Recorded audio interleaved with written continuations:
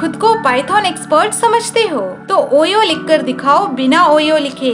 OYO में 3 letters है पर आपका कोड 2 लाइंस में ही निपट जाना चाहिए। Hint number 1, F string formatting use करो। हिंट नंबर 2, ओयो का पैटर्न देखो, वाई के दोनों हाथों में फुटबॉल है, दोनों हाथों में एक फुटबॉल है, मतलब इस पैटर्न को आगे इस तरह से एक्सटेंड कर सकते हैं। तो y में y असाइन करो, फिर colon o raise to the power 3, क्योंकि ओयो 3 लेटर वर्ड है। अच्छा अब कमेंट में बताओ ओयो ओ इसमें o raise to the power क्या होगा? क्या आपको पता है पाइथन में आप इंटीजर्स को ज्यादा रीडेबल बना सकते हैं। नंबर 1 वेरिएबल में 2 बिलियन स्टोर्ड है और नंबर 2 5000 है।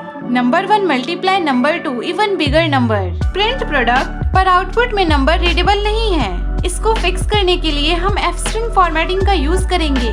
कर्ली ब्रेसेस में सिंपली प्रोडक्ट के बाद कोलन और कोमा ऐड कर देंगे and you can see the result now. Underscores भी यूज कर सकते हैं।